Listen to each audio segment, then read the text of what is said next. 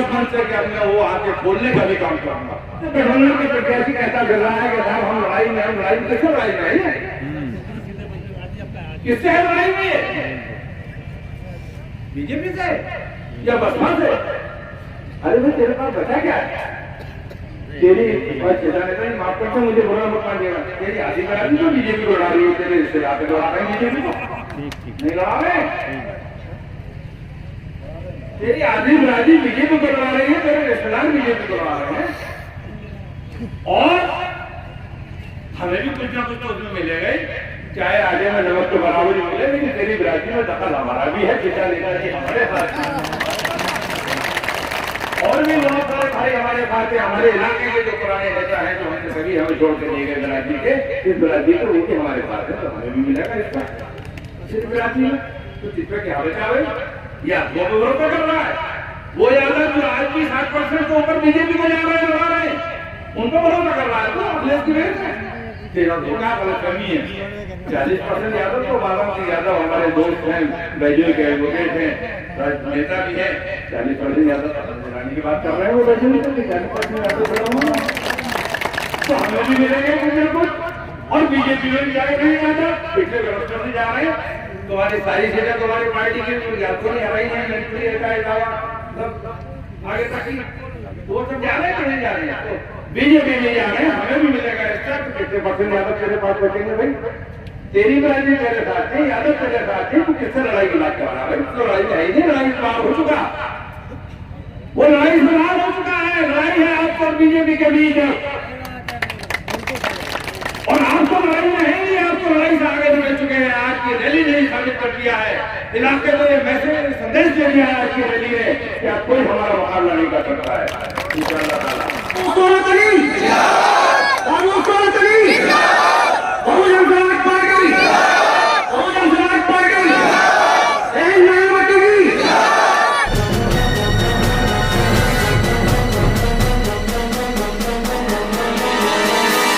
Media voice, आपकी आवाज। तूफान का कहा था मेरे अर्ज का कहा, दुनिया ही समझ बैठी कश्ती भंवर में। हमने कुछ दिन के लिए खामोशी क्या अख्तियार कर ली थी, या एक तो चुनाव नहीं लड़े तो लोगों को ये भ्रम पैदा हो गए कि इनकी सियासत खत्म हो गई, दौलत साहब रिटायर हो गए, दौलत साहब के घर से सियासत चली गई। आज आप लोगों ने ये दिखाया, साबित किया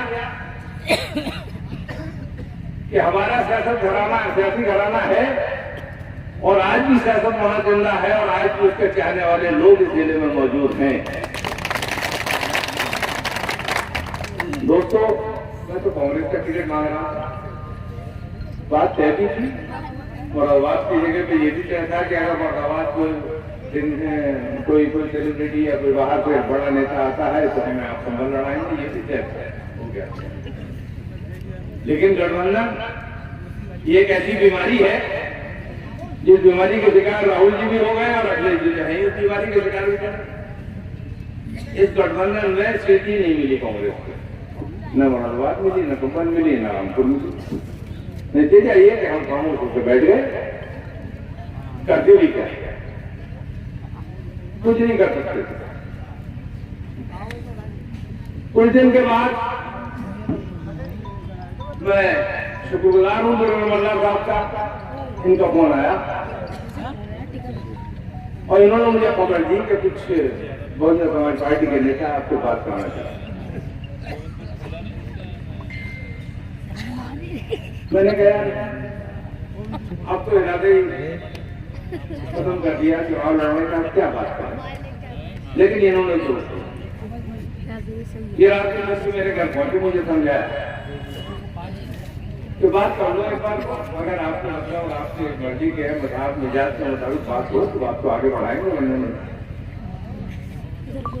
और वो सब जैसा अभी बताया निर्मला साहब ने, आप लोगों की दुआएं ऐसी थी कुछ, अल्लाह की मर्जी ऐसी थी कुछ, और वक्त का तकाजा ऐसा था कुछ कि 24 घंटे के अंदर आपका टिकट डिक्लेयर हो गया। 24 घंटे के अंदर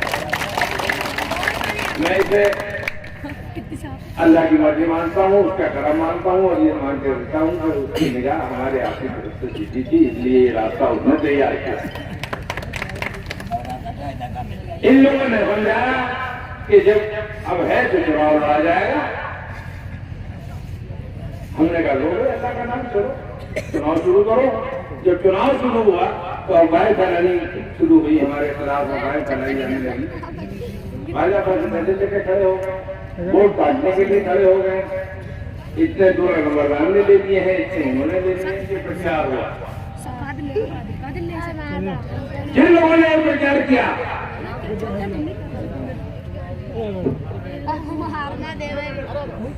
बात छोड़ी थी कि जिन लोगों ने यह अफवाहें फैलाई क्षेत्र में अपने आप को बड़ा साबित करने के लिए, मैं उनका ये घटियापन मानता हूं कि वो दूसरे की लकीर को छोटा करके अपनी लकीर को बड़ा बनाना चाहते हैं। अरे अगर हिम्मत है तुम्हारे अंदर तो अपनी लकीर को बड़ा करके दिखाओ। मेरे खिलाफ अफवाहें फैलाई गई। मैं उन लोगों से सवाल कर रहा हूं किस मंच से, उनकी बिरादरी से सवाल कर रहा हूं मैं इस मंच से, जिस बिरादरी में ये बातें फैलाई गई हो, चर्चा की गई कि सौलह साहब वोट काटने के लिए बसपा का टिकट ले आए हैं।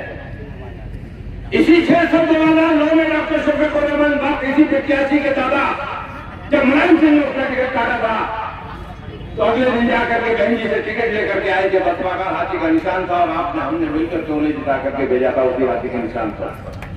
क्या डॉक्टर बापू टिकट काटने के लिए गए थे, वोट काटने के लिए टिकट लेने गए थे? मुलायम सिंह ने टिकट काट दिया तो डॉक्टर वर्ग वोट काटने के लिए गए थे टिकट लेने। सवाल करो, उनसे पूछो कि तुम्हारे दादा को भी हमने इसी निशान पर जिता कर भेजा था, इनको बना करके इसी खेत से। अभी पिछला इलेक्शन हुआ है 5 साल पहले, गठबंधन किसकी वजह से जीता? बहन जी की वजह से जीता, मायावती जी की वोटों की वजह से जीता। डॉक्टर शफीक उर रहमान बर्फ भी उसी वजह से जीते थे, बहन जी के वोटों की वजह से, उसी गठबंधन की वजह से, उसी हाथी के वोट की वजह से। पूछने से सवाल करो इस बात का, तो तक तुमने क्यों नहीं इस सवाल को उठाया? दौलत साहब टिकट देकर आ गए तो ये सवाल पैदा हो गया। मैं पूछना चाहता हूं, जब डॉक्टर शफीक उर रहमान हाथी का निशान ला करके 6 से जीत का MP बन सकते हैं तो 16 साल 6 से हाथी का निशान का MP क्यों नहीं बन सकते? दोस्तों, चुनावी फसल तैयार है। जैसे कार्यकाल की फसल खेत में पक जाती है और उसके बाद उसकी फिक्र और बढ़ जाती है कि अब नुकसान होने का ज्यादा डर है, जल्दी इसे उठाओ और घर में लेके आओ। वही फसल आपकी तैयार हो चुकी है, क्योंकि पटी हुई फसल को बहुत खतरे होते हैं। ओला बारिश का खतरा, तेज हवा चल जाए तो पकी फसल को खतरा, चिड़िया खेत में लग जाए तो पकी फसल को खतरा, ढोल डंगर खेत में घुस जाए तो नुकसान, और कुछ ना हो तो चोर ही कट करके ले जाएंगे तो खतरा। बहुत तरह के खतरे हैं। ऐसे ही चुनावी फसल आपकी पक्के तैयार की, आपने पकाई, आपने रखवाली की, इसकी अब तक और पका करके लाया रहा रही है। अब चोरों की नजरें बहुत लगेंगी, इसमें उचक्कों की नजरें बहुत लगेंगी। कई तरफ से अलग अलग तरह से नुकसान पहुंचाने की कोशिश करेंगे, तरह तरह की अफवाहें फैलाने की कोशिश करेंगे। आपके हाथ में बहुत हथकंडे अपनाए जाएंगे, बहुत अफवाहें फैलाई जाएंगी। आप सबको चौकन्ना रहना है इस बात के लिए, अपने फसल की रखवाली मानिए। आज आपसे दरख्वास्त करके जा रहा हूं उस मन से कि आज आप जागे हैं, आपने लड़ाई ली है और इस लड़ाई के सामने वो टिक नहीं सकता, ये मेरा यकीन है। तो आज ये फैसला भी कर लो कि 2 दिन तक 3 दिन तक जब तक 7 तारीख तक वोट ना हो जाए शाम तक, जब तक हम इस फसल की किसी एक भी दाने को नुकसान नहीं होने देंगे। और उसके लिए करना ये होगा तुम्हें कि कल 4 बजे तक तो गाड़ियों की परमिशन है, गाड़ियां दौड़ेंगी, आपकी जाएंगी, 4 बजे के बाद गाड़ियां खड़ी हो जाएंगी, झंडा अल्लाह तो उतर जाएगा। हो सकता है कि गाड़ियों में सरेंडर करनी पड़े हमें, की गाड़ियां हैं बहुत सारी, सैकड़ों गाड़ियां हैं। आपको करना क्या होगा? आपको अपने मोटरसाइकिलों का इस्तेमाल करना पड़ेगा। निकालिए घर में, एक घर में 4-6 मोटरसाइकिलें हैं और 2 दिन मोटरसाइकिलें घुमा दीजिए। ताल्लुकात में, रिश्तेदारी में, बिरादरी में, जहां जहां जिसकी पहुंच है, 2 बार जाना पड़े, 3 बार जाना पड़े तो भी जाइए। ये रखवाली आपको करनी है इस फसल की। ये मेरी आपकी बात।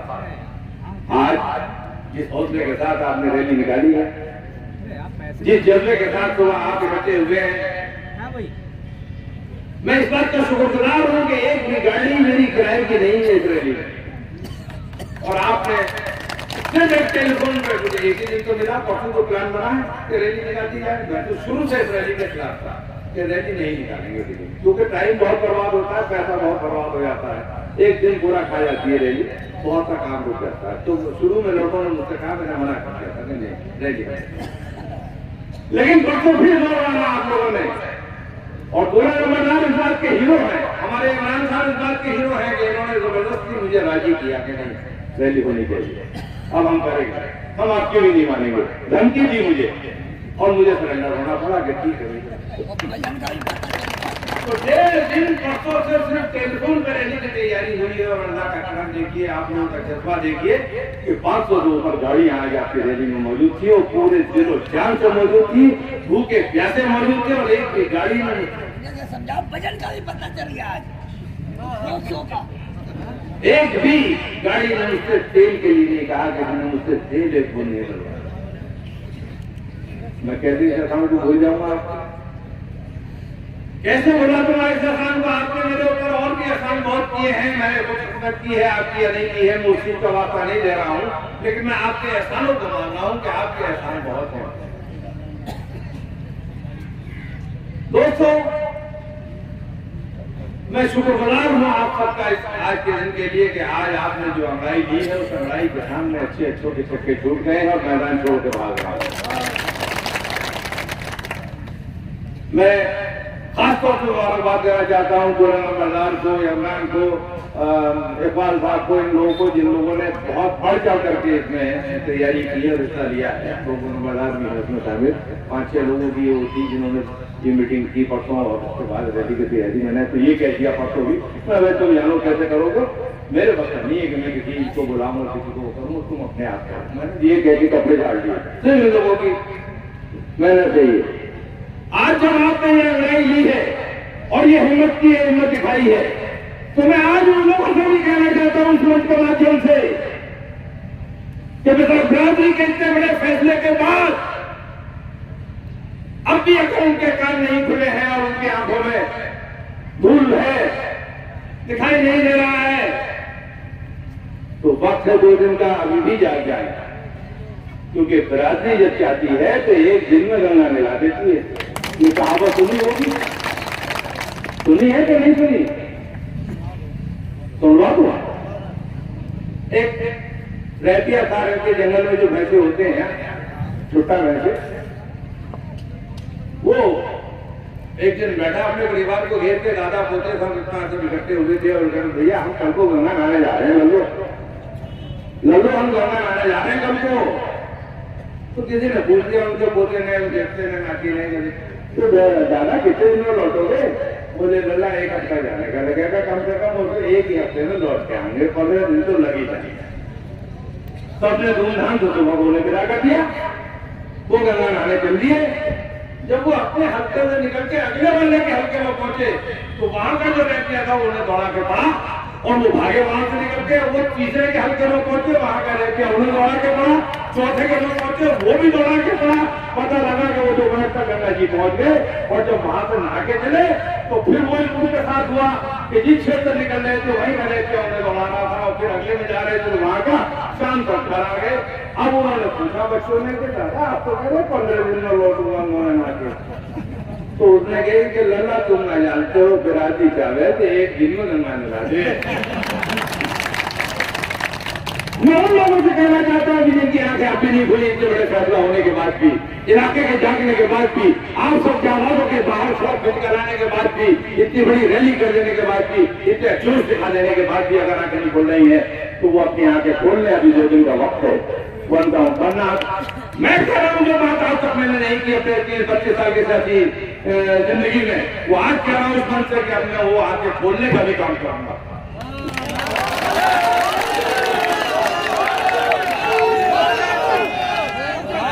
दोस्तों,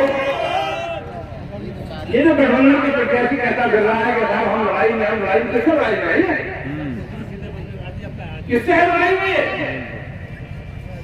बीजेपी से या बसपा से? अरे भाई तेरे पास बचा क्या है? तेरी नहीं माफ करते मुझे बुरा मत मानिएगा। तेरी आधी बराती तो बीजेपी को लड़ा रही है, तेरे रिश्तेदार पे लड़ा रहे हैं बीजेपी को, नहीं लड़ा रहे। तेरी आधी बराती बीजेपी को लड़ा रही है, तेरे रिश्तेदार बीजेपी को लड़ा रहे हैं, और हमें भी कुछ ना कुछ तो उसमें मिलेगा ही, चाहे आगे में नमक के बराबर ही मिले, लेकिन तेरी बराती में दखल हमारा भी है, पिता लेना जी हमारे साथ। और भी बहुत सारे भाई हमारे पास हमारे इलाके के जो पुराने नेता हैं, जो हमने सभी हमें छोड़ के नहीं गए बराती के, इस बराती को उनके हमारे पास है, तो हमें भी मिलेगा इसका।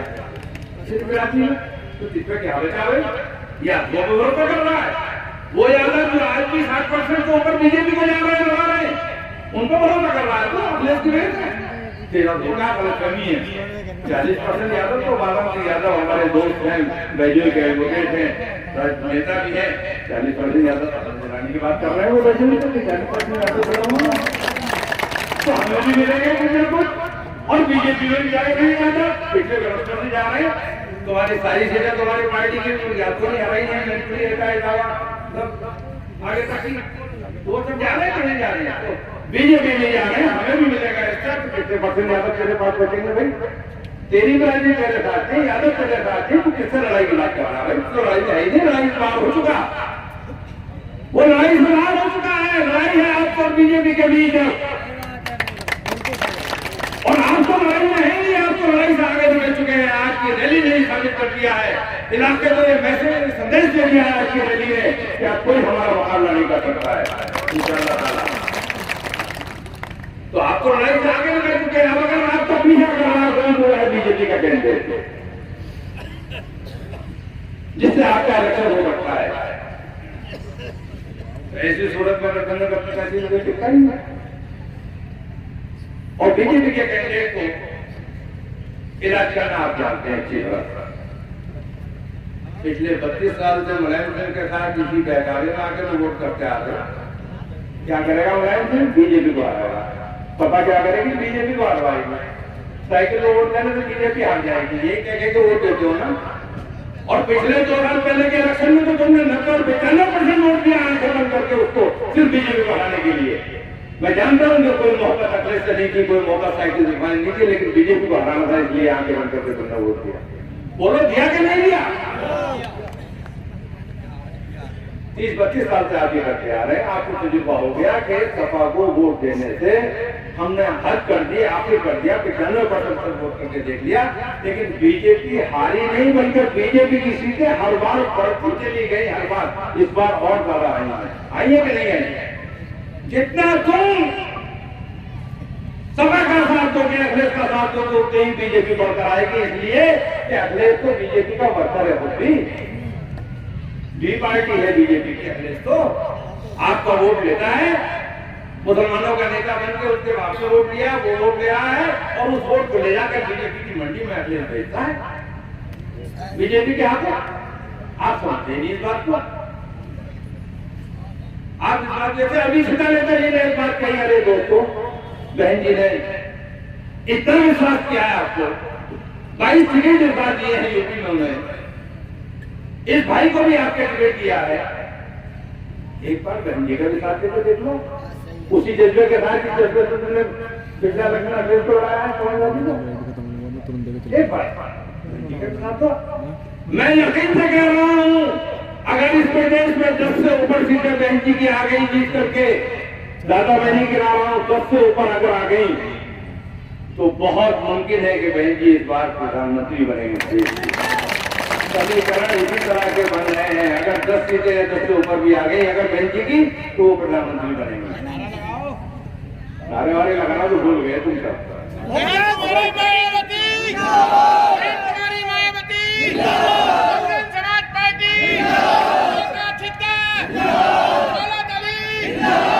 बहुत बढ़िया, बहुत बढ़िया। दोस्तों ये बहन जी ने इतना यकीन करके आपके भाई को बुलाया और टिकट लेकर आपके बीच भेजा है, इस यकीन के साथ में कि ये बड़ी बरादरी आपने अभी तक नहीं की थी। जैसे 16 नंबर आपने कहा रमजान ने 25 साल से आगे मोहम्मद के जाने के बाद से आपकी बरादरी को किसी पार्टी का पूछा ही नहीं किया। किसी ने कांग्रेस ने नहीं दिया, सपा ने नहीं दिया, बसपा ने नहीं दिया, किसी ने दिया आपकी बरादरी को 25 साल से नहीं दिया। पहली बार बहन जी ने आपको टिकट दिया है, विश्वास जताया है, यकीन आपको ऊपर किया है। आपको इस यकीन को जिंदा रखना है, पुख्ता रखना है और बहन जी को ये सीट इसी ब्याज के साथ जिता करके भेजती है, वापस भेजती है कि लीजिए बहन जी, जिस यकीन से आपने टिकट मुझे भेजा था हमारा, हमने अपने हुनर, अपनी मेहनत और अपने जज्बे से उतने वोटों से, उससे ज्यादा वोटों से आपको जिता करके सीट वापस लौटा देना।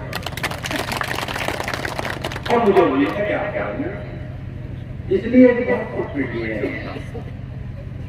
बहुत कुछ बेटी है। और ये गठबंधन भी इसीलिए बना है, जो गठबंधन की बात बनी गई, ईश्वर साहब ने कही और लोगों ने भी बेवक्ताओं ने, मुसलमानों का और दलितों का गठबंधन भी इसीलिए बना है। दोनों बहुत पेटी है, बहुत पेटे हैं। इस बीजेपी के राज में खासतौर से पिछले 10 साल में बहुत पिटाई हुई है। हमारे आपके संविधान पे चोट हो रही है, हमला हो रहा है, संविधान बदलने की बात की जा रही है, दलित भाई इस बात से नाराज है, दलित भाइयों के आरक्षण खत्म करने की बात की जा रही है, इस बात से नाराज है, उनके बच्चे नौकरी में आरक्षण के आधार पर उनको नौकरी से निकालने की बात सरकारें कर रही है, नेता कर रहे हैं बीजेपी के, इसलिए नाराज है। इसलिए दलित भाई आप चल के खड़ा हुआ सीनातान के, और एक भी वोट दलित भाई का करने को तैयार नहीं है, बहन जी को छोड़कर जाने को तैयार नहीं है। ये बात अपनी जगह बिल्कुल सही है। मैं देख रहा हूँ दलित भाई जैसे दलित भाई अपनी नाराजगी दिखा रहा है और उसके लिए चल के खड़ा हो गया है, बीजेपी से जंग करने के लिए, लड़ने के लिए, उसको हटाने के लिए। तो फिर मुसलमान क्यों नहीं खड़ा हो सकता? मुसलमानों के साथ भी यही कर रही है बीजेपी। तुम्हारे मदरसों और मस्जिद का हमला हो रहा, मदरसे बंद कराए जा रहे हैं, नमाज पढ़ते हुए ठोकर मारी जा रही है, यही बात है। तुम्हारे बच्चों का मुस्तकबिल खतरे में है, तुम्हारा वोट देने का हक छीनने की बात कर रही है ये बीजेपी सरकार। एनआरसी जैसे कानून ला कर ये कानून क्या है कि तुम्हारा वोट छीनने का अधिकारी नहीं, वोट देने का अधिकार छीनना क्या है? तुम्हारे साथ कौन सी कमी छोड़ दी रही है? तुम्हारे साथ तो और बड़ा बातें हो रही है। तो जब दलित भाई सीधा होगा क्या समझ सकता है इस बात को करके खड़ा होगा कार का बदला लेने के लिए, तो मुसलमान क्यों नहीं खड़ा होगा? कब बोलो इसका जवाब दो, और या फिर हाथ उठा के कहे कि हम तैयार हैं। और दोस्तों, जब दलित और मुसलमानों का गठबंधन हो जाएगा, जैसा अभी कहा गया है, हमने पार्टियों का गठबंधन बहन जी ने नहीं किया, ना कोई हम उसके लिए राजी भी नहीं थे, बहन जी की सोच सही थी अपनी जगह। लेकिन जहां वोट का गठबंधन हो जाएगा, दलित और मुसलमानों का गठबंधन हो जाएगा, और जो चांद बाबू वली साहब ने अभी प्रतिशत बताई आपको दोनों वोटों की, जब ये दोनों वोट इकट्ठे हो जाएंगे तो फिर किसकी मजाल है कि आपके सामने मुकाबले का आ सके? और यह बात अपनी जगह सही है दोस्तों कि जब तक मुसलमान और दलित अभी घटा नहीं होगा, जब तक बीजेपी की सरकारें नहीं जाएंगी, बीजेपी की नहीं हारेगी। इस बात को लिख लो। इस मंच से मैं कह रहा हूँ, जब तक मुसलमान और दलित एक जगह इकट्ठा होकर के लड़ाई नहीं लड़ेगा, एक जगह इकट्ठा होकर के वोट देना नहीं सीखेगा, एक दूसरे के दुर्दर्द को बांटना नहीं सीखेगा, एक दूसरे के दर्द का एहसास करना नहीं सीखेगा दलित और मुसलमान, तब तक ये बीजेपी से पीछा नहीं छूटेगा तुम्हारा, ये बीजेपी की सरकारें नहीं रहेगी। जैसे तुम इकट्ठा होकर के खड़ा होना सीख लोगे, एक आवाज तुम्हारा बुलंद कर दोगे, ये बीजेपी से लागू हो जाएगी, ये सरकारें चली जाएगी। इसलिए कह रहा हूँ दोस्तों कि अपनी तरफ से जो जज्बा आज आपने दिखाया है रैली में, और जिस तरह से आज संदेश लेकर आ रहे हैं, बेड़ा कोलकी बिरारी कलोसी रेजोई संबल फर्सी महमूदपुर भीमरपुर होते हुए आज गांवों तक पहुंचे हैं, जो मैसेज आप लेके आए, संदेश लेके आए हैं कि हम एक हो गए हैं, सारा मुसलमान एक हो गया है, सारी बिरादरी एक हो गई है, अब कोई हमारा मुकाबला टिकने वाला नहीं है। ये मैसेज आपने इलाके को भी दिया ही दिया है, सपा के प्रत्याशी को भी दे दिया, वो सामने से आ गया, उसे भी तो वक्त मिल गया होगा। जिस तरह से मैसेज आप लेकर के आए हैं, उसी जल्दी और जोश के साथ 7 तारीख को वोट ऑर्डर मारो, 2 दिन अपने खेती की रखवाली कर लो, और 7 तारीख को जाकर भाइयों का ये कहना है कि हमारे अपने पिक्चर लो पसंद खोल होगा, तो तुमने आराम चूड़ियां पहन रखी है, तुम इनसे कमजोर हो, तुम भी पिक्चर पसंद खोल के दिखाओ के ऊपर ना सही, एक दिन सुबह की बाकी रोटी खाने का मौका आके खा लियो, एक दिन अपने बहन जी को दे दो, एक दिन हमें दे दो, हमारे नाम पे दे दो, पार्टी के नाम पे दे दो, एक दिन दे दो हमें यार, और जैसा कि कहा नक्शे ने कि लुदाई का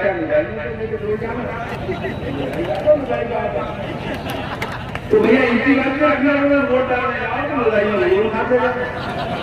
तो क्या अकेले जब नहीं देते उन्हें वोट डालने तो उन्हें बैठाने वाले माने जाते हैं, उनके साथ की औरत उन्हें बैठाने लगती है जो वोट डालने होती है। वो खुद भी धोखे में कहीं ना कहीं बटन दबाई जाती है, सीधी होती है, घर के काम में लगे रहती है। चुनाव में बाहर में दुनिया से उन्हें मतलब होता नहीं है। 2 साल में 5 साल में एक बार वोट डालने का नंबर आता बेचारी का, तो वो कहीं करेंगे पता नहीं समझ पाती है कैसे कहाँ है कौन सा दबेगा कहाँ। तो उसको जरूर ले जाना नक्शे की बात में दम है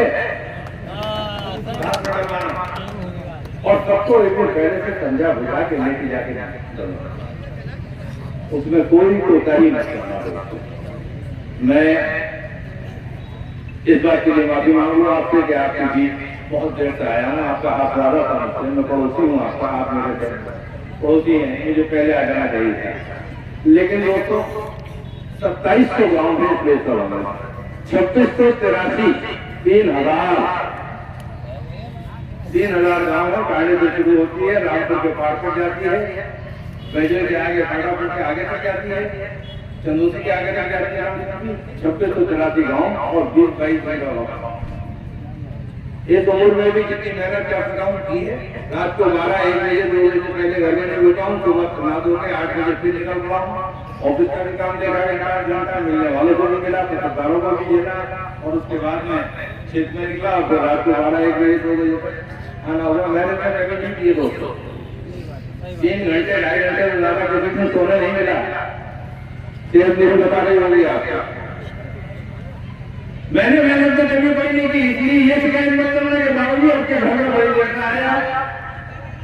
ठीक है, मेरा गाँव पड़ोस में है, यहाँ पे मेरा गोमन पुत्र मेरा इलेक्शन शुरू हुआ करता था। यहाँ से आप लोग मेरे में तेल पानी भरा करते थे, जैसे कहते हैं गाड़ी को तैयार किया आगे और तेल चीजें खाया, पानी चेक किया, हवा चेक किया, वो सारी चीजें मुझे यही मिलती थी गोमन पुत्र, और यही से इलेक्शन की शुरुआत होती थी। अब तो और वक्त तो आज नहीं था दोस्तों आने का।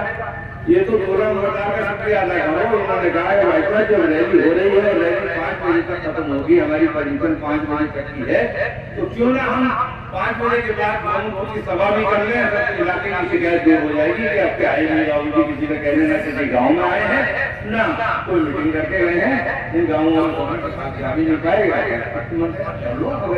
मगर रैली को वक्त बनाना पड़ेगा भाई, 5 को आज अगर मीटिंग रख रहे हो तो। इसीलिए मैं आपको देखा होगा अपना में जल्दी करना आता हूँ, जल्दी रैली पहुंचे।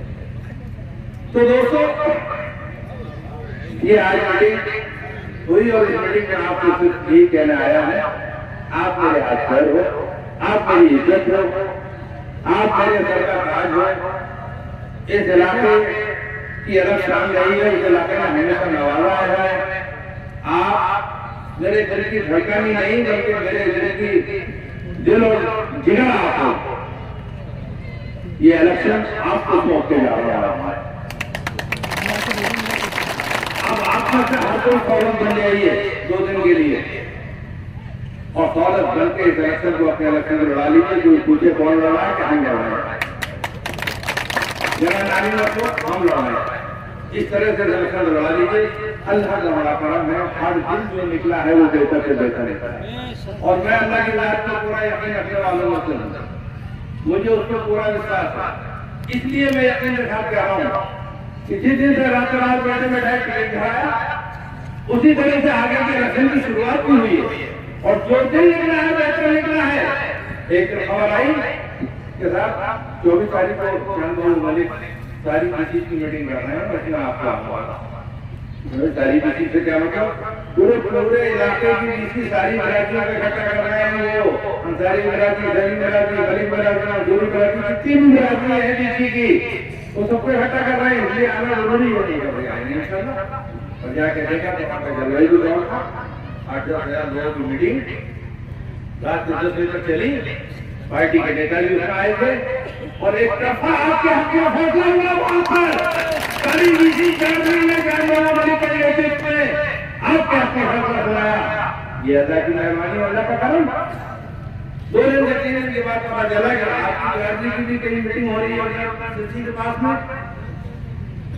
पता चला कि 100 गाँव के लोगों उसमें थे, जबरदस्त खाना वाना हुआ, मुझे नहीं बुलाया गया था, नहीं गया, मुझसे कह दिया गया था कि आप सिर्फ बैठे रहिएगा।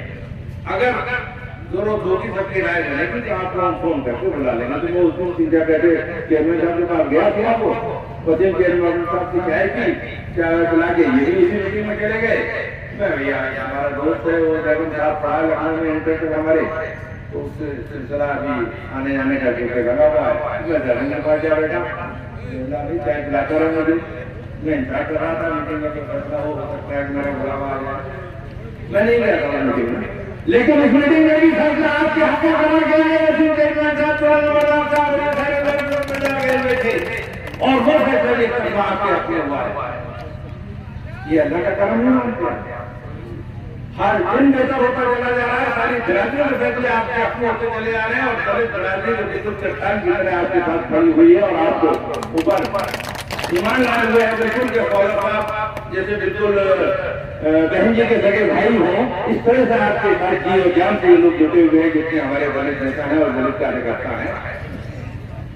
बहुत से गाँव में उनके नहीं जा पाया हमारा, लेकिन ये बहुत से गाँवों की तरफ माफी मांगी है। मुझे कहा चुनाव के बाद सबसे पहले आपका धन्यवाद करने आऊंगा, ये मेरा वादा है, डायरी में लिखाइए नाम, मैं आपके नाम नहीं गया हूँ, आधे गाँव में चौथाई भी नहीं गया हूँ, लेकिन वो जज्बा, वो जोश, इस जोश का कौन मुकाबला करने का देगा? जहाँ सारी बिरादरियां इकट्ठी हो गई हैं, जहाँ सारे अपर क्लास और बीसी मुस्लिम इकट्ठे हो गए हों, दलित भाई इकट्ठे हो गए हों, यादव आपको मिल रहे हो, तो बिरादरी में आपको वोट मिल रहा है, कौन कर लेगा? दोस्तों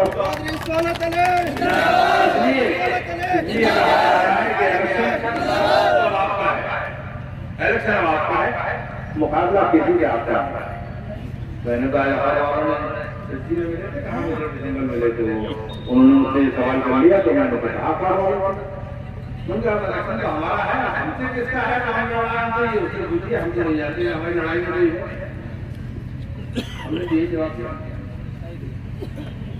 बाकी अल्लाह को मंजूर होगा तो लेकिन आसार अच्छे हैं, और इसे फसल की आप रखवाली कर लीजिए। दोस्तों बहुत हो गया बिरादरीवाद, बहुत हो गई धर्म जाति की राजनीति, धर्म जाति की राजनीति फैलाई बीजेपी वालों ने, जातिवाद की राजनीति फैलाई मुलायम सिंह जी ने, बिरादरियों में बात को रख दिया। जो मुसलमान 25-30 साल पहले तक मुसलमान कहलाता था, उस मुसलमान को मुलायम सिंह जी ने आकर के जब मुख्यमंत्री बनने सरकार बनी, तो मुसलमानों को अलग अलग बिरादरियों में कमजोर करने के लिए बीजेपी के इशारे पर, और हम बढ़े आज हमारे राज्यवाद चल रहा है। दोस्तों मैं जैसा कहा इस वक्त अभी कि हमारा परिवार किसी भी राज्यवाद में यकीन नहीं रखता, और इस बात की दलील है, सबूत है आप लोग। सबसे बड़ी बिरादरी इस क्षेत्र में आज थी हमारी 80,000 वोट था बिरादरी का, तो पहला मेरा क्षेत्र था, और अब भी पैसा नया वोट है इस वक्त जो नया क्षेत्र बना आधा शहर जुड़ गया। हमने कभी हमारे वादाओं में कभी बिरादरीवाद की बात नहीं की। अगर सिर्फ बिरादरी की कोई बात रहते तो हम हर बार एमएलए करते चले जाते, कोई हारने वाला। लेकिन हमने सबको साथ लेकर के चलने की बात की, सबकी गोलियां भरी, सबको एक साथ चलाया, सबको फर्क दूर किया कि नहीं, कोई छोटा बड़ा नहीं है, कोई बिरादरी छोटी बड़ी नहीं है, हमारे लिए सब उतने अजीज हैं। जो जायज बात के लिए आएगा, जो सही काम के लिए आएगा, उसका काम आधी रात होगा, चाहे अपने नाराज हो जाए। हमने इन लोगों को कहा, नतीजा ये कि हम इतनी बड़ी बिरादरी होती हुई भी चुनाव हाथ चले, हमें कोई अफसोस नहीं है। जैसा तुमको फैसला लिया, जैसा बिरादरी फैसला लिया, ठीक ही लिया होगा, हम उसको कोई एतराज करने वाले कुछ नहीं होते। लेकिन हमने कभी बिरादरीवाद का फैसला नहीं लिया, राजनीति नहीं की, हमने सबको एक साथ लेके चलने की राजनीति की, सारी बिरादरियों के साथ जोड़ा है हमेशा। आज की वही बात है, उसी का सिलसिला हमें मिल रहा है कि सारी बिरादरियों का समर्थन हमारे साथ होता जा रहा है, मिला हो गया है, ये उसी का सिला है, अल्लाह ताला ने उसी का इनाम दिया है।